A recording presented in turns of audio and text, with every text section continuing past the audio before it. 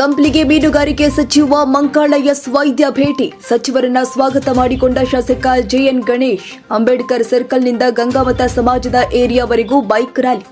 ಮೀನುಗಾರರೊಂದಿಗೆ ನಮ್ಮ ಇಲಾಖೆ ಇದೆ, ನಮ್ಮೊಂದಿಗೆ ನೀವು ಇರಬೇಕು. ಮೀನುಗಾರಿಕೆ, ಬಂದರು ಮತ್ತು ಒಳನಾಡು ಜಲ ಸಾರಿಗೆ ಸಚಿವ ಹೇಳಿಕೆ.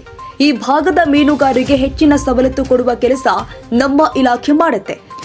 ದೇವರನ್ನ ನಂಬಿಕೊಂಡು ಬದುಕೋರು ನಾವು, ಮೀನನ್ನ ನೋಡದೆ ಬಲೆ ಹಾಕೋರು ನಾವು. ಮೀನುಗಾರರು ಯಾವತ್ತೂ ಖಾಲಿ ಬರಲ್ಲ. ಸಮಾಜದ ಸಮುದಾಯ ಭವನ ನಿರ್ಮಾಣಕ್ಕೆ ನಮ್ಮ ಇಲಾಖೆ ಸಹಾಯ ಮಾಡುತ್ತೆ. ಶಾಸಕರು ನಿಮ್ಮ ಪರವಾಗಿ ಇದ್ದಾರೆ, ಶಾಸಕರ ಪರ ನಾವಿದ್ದೀವಿ, ನೀವು ಕೂಡ ಬೆಂಬಲ ಕೊಡಿ. ಸಚಿವರ ಕರೆ. ನೀರಿಗಾಗಿ ನಿಮ್ಮ ಶಾಸಕರು ಸಿಎಂ ಮುಂದೆ ಅತ್ತಿದ್ದಾರೆ. ಕಣ್ಣೀರು ಹಾಕಿ ತನ್ನ ಕ್ಷೇತ್ರದ ರೈತರಿಗೆ ನೀರು ತಂದ ಶಾಸಕ ಅಂದ್ರೆ ಅದು ಜೆಎನ್ ಗಣೇಶ್ ಮಾತ್ರ. ಕಂಪ್ಲಿ ಶಾಸಕರಂತೆ ಮತ್ತೊಬ್ಬ ರೈತಪರ ಶಾಸಕನನ್ನ ನನ್ನ ಜೀವನದಲ್ಲಿ ನೋಡಿಲ್ಲ. ಸಚಿವ ಮಂಕಾಳ್ ವೈದ್ಯ ಹೇಳಿಕೆ. ಸಮುದಾಯ ಭವನಕ್ಕೆ 1 ಕೋಟಿ ರೂಪಾಯಿ ಅನುದಾನವನ್ನ ಪ್ರಾಮಾಣಿಕವಾಗಿ ನೀಡುತ್ತೀನಿ, ಶಾಸಕ ಗಣೇಶ್ ಭರವಸೆ. ನಿಮ್ಮ ಶಾಸಕರು ಬಹಳ ಕ್ರಿಯಾಶೀಲ ಶಾಸಕರು ಆದಂಥ ಹೆಸರೇ ಕಂಪ್ಲಿ ಗಣೇಶ್ ಅವರೇ ಹಾಗೂ ಮೀನುಗಾರರೆಲ್ಲ ಮುಖಂಡರೇ, ಎಲ್ಲ ಈ ಭಾಗದ ಎಲ್ಲ ಸಮುದಾಯದವರು, ಅದರ ಜೊತೆಯಲ್ಲಿ ಮೀನುಗಾರರು ಸಮುದಾಯದ ಎಲ್ಲ ಬಾಂಧವರು,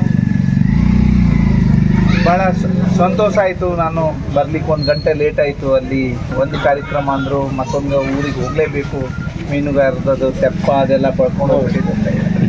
ಅಲ್ಲಿಗೆ ಹೋಗಬೇಕಾಯ್ತು ಡ್ಯಾಮ್ ಪಕ್ಕದಲ್ಲಿ, ಹಾಗಾಗಿ ಲೇಟ್ ಆಯಿತು. ಆದರೂ ಕಾದಿದ್ರಿ, ದಯವಿಟ್ಟು ಕ್ಷಮೆ ಇರಲಿ. ನಾನು ಯಾವಾಗಲೂ ಹೇಳ್ತಾ ಇರ್ತಿದ್ದೆ, ಇವ್ರನ್ನ ಯಾವಾಗಲೂ ಪ್ರತಿ ತಿಂಗಳಿಗೆ ಒಂದು ಸಲ ಆದರೂ ಬರೋದು. ಮೀನುಗಾರರು ದೊಡ್ಡ ಸಮುದಾಯದಲ್ಲಿ ಅವರೇ, ನಮಗೆ ಮನೆ ಬೇಕು, ನಮಗೆ ರೋಡ್ ಬೇಕು. ಈ ರೀತಿ ನಮ್ಮ ಹತ್ರ ರೋಡ್ ಕೊಡ್ಲಿಕ್ಕೆ ಆಗೋದಿಲ್ಲ, ಮನೆ ಕೊಡ್ಲಿಕ್ಕೆ ಆಗ್ತದೆ. ಮತ್ತು 1 ಕೋಟಿ ರೂಪಾಯಿ ಏನು ಅನುದಾನ ಹೇಳಿದ್ರು ಅದು ನಮ್ಮ ಇಲಾಖೆಯಿಂದನೂ ಕೊಡ್ಲಿಕ್ಕೆ ಆಗೋದಿಲ್ಲ, ಹಿಂದುಳಿದ ವರ್ಗದ ಇಲಾಖೆಯಿಂದನೇ ಕೊಡಬೇಕು. ಅದು ಏನು ಹೇಳ್ತಾರೆ ಅವ್ರು ಮಾಡಿಸ್ತಾರೆ, ನಾವು ಇದ್ದೇವೆ.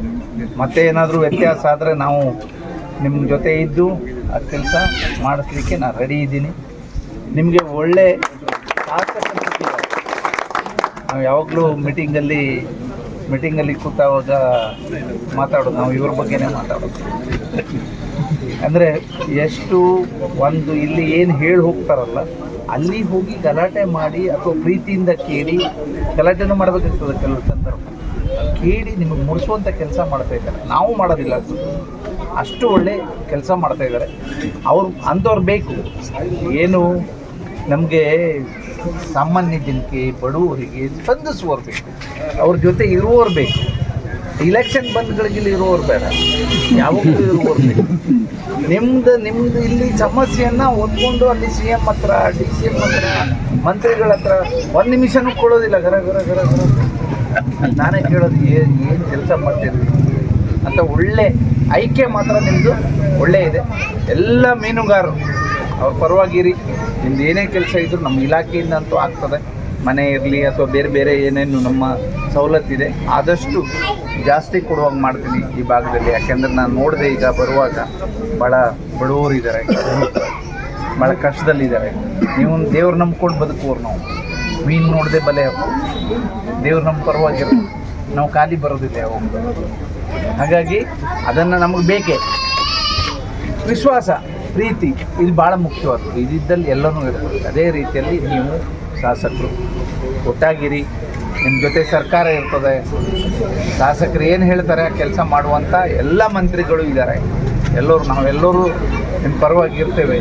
ನೀವು ನಮ್ಮ ಜೊತೆ ಇರಿ ಮತ್ತು ಒಳ್ಳೆ ಸಂಘಟನೆ ಮಾಡಿಕೊಂಡು ಏನು ನೀವು ಸಮುದಾಯ ಭವನವನ್ನು ಕಟ್ಟಲಿಕ್ಕೆ ಮಾಡಿದ್ರಿ, ಆದಷ್ಟು ಬೇಗ ಈ ಸಂದರ್ಭ ಒಳ್ಳೆ ಸಂದರ್ಭ ಮಾಡಿ. ಅದಕ್ಕೂ ನಮ್ಮಿಂದ ಸಹಾಯ ಆಗ್ತದೆ ಮತ್ತು ನಾವು ಬರ್ತೇವೆ. ನೀವು ಬೇಗ ಗುದ್ಲಿ ಪೂಜೆ ಮಾಡುವಾಗ ಮಾಡಿ ಅಂದೇಳಿ ಹೇಳ್ತಾ ಆದಷ್ಟು ಬೇಗ. ಮೀನುಗಾರರ ಕತೆ ಏನು ಅಂದರೆ, ಬಾಯಲ್ಲಿ ಹೇಳಿ ಮುಗಿಸ್ಬಿಡ್ತಾರೆ, ಮಾಡೋದು ಅದೊಂದು ಬಂದ್ ಮಾಡ್ಬೇಕೀಗ. ನಾವು ಮಾಡಿ ತೋರಿಸ್ಬೇಕು, ನಂತರ ಕೇಳಬೇಕು. ನಾವು ಮೊದಲೇ ಕೇಳ್ತೇವೆ, ಮಾಡ್ಲಿಕ್ಕೆ ಸಾಧ್ಯ ಆಗೋದಿಲ್ಲ. ಅದಾಗಬಾರ್ದು. ಮೊದಲೇ ಮಾಡುವಂಥ ಕೆಲಸ ಮಾಡಿ. ಈ ಅವಕಾಶ ಒಳ್ಳೆಯದು. ಸರ್ಕಾರ ನಿಮ್ಮ ಪರವಾಗಿದೆ, ಶಾಸಕರಂತೂ ನಿಮ್ಮ ಪರವಾಗಿದ್ದಾರೆ. ನಾವು ಏನು ಹೇಳುವಾಗೇ ಇಲ್ಲ. ಅಷ್ಟು ಒಳ್ಳೆ ಶಾಸಕರನ್ನು ಆಯ್ಕೆ ಮಾಡ್ಕೊಂಡಿದ್ರಿ, ಒಳ್ಳೆ ಕೆಲಸಗಾರರು. ಒಳ್ಳೆ ಹೋರಾಟಗಾರರು. ಒಂದಿನ ನನಗೆ ಈಗೂ ನೆನಪದೆ, CLPಲಿ ಇಲ್ಲಿ ನೀರು ಬಿಡಲಿಲ್ಲ ಅಂದ ತಕ್ಷಣ ಸಿ ಎಂ ಹತ್ರ ಹೋಗ್ಕೊಂಡು CM DCM ನಾವೆಲ್ಲ ಇದ್ದಾರೆ, ಮಂತ್ರಿಗಳು 135 ಜನ ಶಾಸಕರಿದ್ದಾರೆ ಬೆಳಗಾವದಲ್ಲಿ. ನನಗೂ ನನ್ನ ತಲೆಯಲ್ಲಿ ಯಾವಾಗಲೂ ಬರೋದು, ನನಗೆ ನೀರು ಬಿಟ್ಟರೆ ನಾನು ಊರಿಗೆ ಹೋಗೋದು ಅಂತ ಅಳ್ತಾ ನಿಂತ್ಕೊಂಡ್ಬಿಟ್ಟು.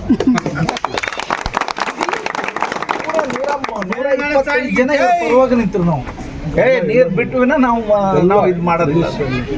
ಇಂಥ ಶಾಸಕರು ನಾನು ನೋಡಲಿಲ್ಲ ನನ್ನ ಜೀವಮಾನದಲ್ಲಿ. ಇಂಥ ಶಾಸಕರನ್ನ ನೋಡಿ ಫಸ್ಟ್ ಟೈಮ್ ನೀರು ಬಿಡಿಸ್ಕೊಂಡು ಹೊರಗೋದ್ರು, ಊಟಕ್ಕೂ ಹೋಗ್ಲಿಲ್ಲ, ಮೀಟಿಂಗು ಮಾಡಕ್ ಕೊಡ್ಲಿಲ್ಲ. ನೀವು ಒಳ್ಳೆ ಆಯ್ಕೆ ಮಾಡಿದ್ರಿ, ಅದಕ್ಕೆ ನಿಮಗೆ ಹಾಗಾಗಿ ಕೆಲಸ ಆಗ್ತದೆ. ಈಗ ಏನು ಕೆಲಸ ಇದ್ರೂ ಆಗ್ತದೆ, ನಾವು ಅವ್ರ ಜೊತೆ ಇರ್ತೀವಿ. ನಮಗೂ ಕೆಲಸ ಮಾಡೋರು ಬೇಕು, ಸಾಮಾನ್ಯ ಜನರು, ಬಡವರಿಗೆ ಯಾರು ಹೆಲ್ಪ್ ಮಾಡ್ತಾರೆ, ಯಾರು ಕೆಲಸ ಮಾಡ್ತಾರೆ ಅವ್ರು ನಮ್ಮವರು. ಅವ್ರು ಅಲ್ಲಿ ಯಾವುದು ಮತ್ತು ಧರ್ಮ ಜಾತಿ ಎಂಥದ್ದು ಬರೋದಿಲ್ಲ, ಅದು ಅವರೇ ನಮ್ಮ ಸಾಮಾನ್ಯ ಜನರು, ಬಡವರ ಜೊತೆ ನಮ್ಮವರು. ಹಾಗಾಗಿ ಅಂತ ಒಳ್ಳೆ ಶಾಸಕರು ಸಿಕ್ಕಿದ್ದಾರೆ. ನೀವೇನು ಎಷ್ಟಿಗೆ ಸೇರಿಸಬೇಕು ಅಂತೇಳಿ ಹೇಳಿದ್ರಿ, ನಮ್ಮ ಸರ್ಕಾರದಿಂದ ರೆಕಮೆಂಡ್ ಮಾಡಿ ಕಳಿಸ್ಬೋದು, ಬಿಟ್ಟರೆ ನಿಮಗೆ ಡೈರೆಕ್ಟಾಗಿ ಕೊಡಲಿಕ್ಕೆ ನಮಗೆ ಅವಕಾಶ ಇಲ್ಲ. ನಾವು ಇದ್ದದ್ದನ್ನು ಹೇಳ್ತೀವಿ, ಸುಳ್ಳು ಹೇಳಿ ಹೋಗುವ ಅಭ್ಯಾಸ ನಮಗಿದೆ. ಸೆಂಟ್ರಲ್ ಗೌರ್ಮೆಂಟೇ ಆಗಬೇಕು. ಈಗ ಏನೇನು ಮಾಡ್ತಿದ್ದಾರೆ ಅಲ್ಲಿ ಅಂತೇಳಿ ನಿಮ್ಗೆ ಗೊತ್ತು, ಅದು ಅಷ್ಟು ಸುಲಭದಲ್ಲಿ ಆಗಲಿಕ್ಕಿಲ್ಲ. ಆದರೆ ನಿಮ್ಮ ಪುಣ್ಯ, ನಮ್ಮ ಸರ್ಕಾರದಿಂದ ರೆಕಮೆಂಡ್ ಮಾಡಿ ನಿಮಗೆ ಸೆಂಟ್ರಲಿಗೆ ಕಳಿಸುವಂಥ ಕೆಲಸವನ್ನು ನಾವು ಮಾಡ್ತೇವೆ, ನಿಮ್ಮ ಪರವಾಗಿ ಇರ್ತೇವೆ. ಮುಂದೊಂದು ದಿನ ಅವಕಾಶ ಬರ್ತದೆ, ಒಂದೊಮ್ಮೆ ಆಗದಿದ್ದರೂ ಅವಕಾಶ ಬರ್ತದೆ. ಆ ಟೈಮಲ್ಲಿ ನಿಮ್ಮ ಕೆಲಸ ಆಗ್ತದೆ ಅನ್ನುವಂಥದ್ದು ಹೇಳ್ತೀವಿ. ನಾವು ಅನೇಕ ಸಚಿವರು ನೋಡಿದ್ವಿ, ಭಾಳ ಪ್ರಾಮಾಣಿಕವಾಗಿ ಪ್ರೀತಿ ವಿಶ್ವಾಸದಿಂದ ಯಾವುದೇ ಕೆಲಸ ಆಗೋದು ಕೂಡ ಇಲ್ಲ. ಇದಾಗಬೇಕಂದ್ರೆ ಪ್ರಾಮಾಣಿಕವಾಗಿ ಭಾಳಷ್ಟು ಕುಂದಿರಿಸಿ ಮಾತಾಡಿ ಭಾಳ ಪ್ರೀತಿ ವಿಶ್ವಾಸದಿಂದ ಎಲ್ಲ ಶಾಸಕರು ನೋಡ್ತಿರೋದು ನಮ್ಮ ಮಂಕಾಳ್ ವೈದ್ಯ ಸರ್. ನಿಜವಾಗ್ಲೂ ಭಾಳಷ್ಟು ಖುಷಿ ಆಗ್ತಿತ್ತು ನನಗೆ, ಯಾಕಂದರೆ ಇವ್ರಿಗೆ ಇನ್ನೂ ಹೆಚ್ಚೆಚ್ಚು ಅಧಿಕಾರ ಸಿಗಲಿ. ಯಾಕಂದರೆ ಹಿಂದುಳಿದಂಥ ಸಮಾಜದಲ್ಲಿ ಒಬ್ಬ ಅಧಿಕಾರದಲ್ಲಿದ್ದರೆ ಆ ಸಮಾಜಕ್ಕೆ ಪೂರ ಒಳ್ಳೆಯದಾಗ್ತಿತ್ತು ಅಂತ ನನ್ನ ಭಾವನೆ. ಹಾಗಾಗಿ ಆ ದೇವರು ಸಾರಿಗೆ, ಆರೋಗ್ಯ, ಐಶ್ವರ್ಯ, ಸಮೃದ್ಧಿ ಕೊಟ್ಟು ಇನ್ನೂ ಹೆಚ್ಚು ಅಧಿಕಾರ ಕೊಡಲಿಕ್ಕೆ ಎಲ್ಲರ ಪ್ರೀತಿ ವಿಶ್ವಾಸ ಇರಲಿ ಅಂತ ನಾನು ಭಾವಿಸ್ತೀನಿ. ಅದೇ ರೀತಿ ಇಡೀ ರಾಜ್ಯದಲ್ಲಿ ಸಮಾಜ ಭಾಳಷ್ಟು ಏರಿಯಾಗಳೆಲ್ಲ ಹೋಗ್ತೀವಿ, ಭಾಳಷ್ಟು ಬಡತನದಲ್ಲಿ ಮತ್ತು ಹಿಂದುಳಿದಂಥ ಸಮಾಜ. ಇಂಥ ಸಮಾಜ ಗುರುತಿಸ್ಬೇಕಂದ್ರೆ ತಾವು ಸಚಿವರುಗಳಾಗಿರಿ, ದಯವಿಟ್ಟು ತಾವು ತಾಲೂಕು ಇಲ್ಲಂದರೆ ಜಿಲ್ಲಾ ಹೆಡ್ ಕ್ವಾರ್ಟರ್ಗಳು ವಿಸಿಟ್ ಮಾಡಿ ಸಮಾಜನ ಒಗ್ಗೂಡಿಸಿ ಕುಂದಿರಿಸಿ ಸರ್ಕಾರದಿಂದ ಇವಾಗ ಏನು ಬರೋಂಥ ಸೌಲಭ್ಯಗಳನ್ನ ಮತ್ತು ಮುಂದೆ ಇನ್ನು ಹೆಚ್ಚೆಚ್ಚಿಗೆ ಸೌಲಭ್ಯ ಕೊಡೋಂಥ ನಿಟ್ಟಿನಲ್ಲಿ ಇಡೀ ರಾಜ್ಯ ಎಲ್ಲ ಸುತ್ತಾಡಿ ತಮಗೆ ಸಮಾಜಕ್ಕೆ ಒಂದು ಒಳ್ಳೆ ಮೆಸೇಜ್ ಕೊಡಲಿ ಅಂತ ನಾನು ಹೇಳೋಕ್ಕೆ ಇಷ್ಟಪಡ್ತೀನಿ. ಅದೇ ರೀತಿ ನನಗೆ ಭಾಳ ಖುಷಿ ಇದೆ, ಯಾಕಂದರೆ ನಮ್ಮೆಲ್ಲ ಸಮಾಜದವರು ಇಲ್ಲ ನಮ್ಮ ಸಚಿವರು ಬರ್ತಾರೆ ಅಂತ ಅಲ್ಲಿ ಬಂದು ನಿಂತು ಸುಮಾರು 1-1.5 ತಾಸು ಕಾದು ಕೂಡ ಇಲ್ಲ ನಮ್ಮ ಸಚಿವರು ಅಂತಂದು ಅದೇ ಇದೇನು ಗೌರವ ಐತಲ್ಲ, ಅದು ನಿಜವಾಗ್ಲೂ ನಾವು ಮತ್ತು ನಮ್ಮ ಸಚಿವರು ತಮಗೆ ಋಣಿಯಾಗಿರ್ತೀವಿ ಅಂತಂದು ಹೇಳೋಕ್ಕೆ ಇಷ್ಟಪಡ್ತೀನಿ. ಅದೇ ರೀತಿ ಸಾಕಷ್ಟು ಕಾರ್ಯಕ್ರಮಗಳಿದ್ದಾವೆ, ಹಂಗಾಗಿ ಇನ್ನೊಂದು ಸತಿ ಬಂದಾಗ ಕೂಡ ವಿಸಿಟ್ ಮಾಡೋಂಥ ಕೆಲಸ ಆಗಲಿ. ಇನ್ನು ರಾಜ್ಯದಲ್ಲಿ ತಮಗೇನು ಅನುದಾನ ಬರ್ತೈತಿ ಅದು ಕಂಪ್ನಿಯಲ್ಲಿ ಜನಸಂಖ್ಯೆ ಭಾಳ ಇದೆ, ಗಂಗಾಮತ ಸಮಾಜ ಭಾಳಷ್ಟು ದೊಡ್ಡ ಸಂಖ್ಯೆಯಲ್ಲಿದೆ. ಈಗಾಗಲೇ ಗಾಡಿಯಲ್ಲಿ ಕೂಡ ನಾನು ಮಾತಾಡ್ಕೊಂತ ಬಂದೆ, ಬರೀ ವೋಟಿಂಗ್ ಒಂದು 28,000 ವೋಟಿಂಗ್ ಇದೆ, ಎಲ್ಲ ಸೇರಿದ್ರೆ 35,000 ಮೇಲೆ ದಾಟ್ತೈತೆ. ಹಂಗಾಗಿ ಸರ್ಕಾರ ಸೌಲಭ್ಯಗಳು ಏನಿದ್ದಾವೆ ನಮ್ಮ ತಾಲೂಕಿಗೆ ಕೊಡ್ರಿ ಅಂತ ನಾನು ಕೂಡ ರಿಕ್ವೆಸ್ಟ್ ಮಾಡೀನಿ.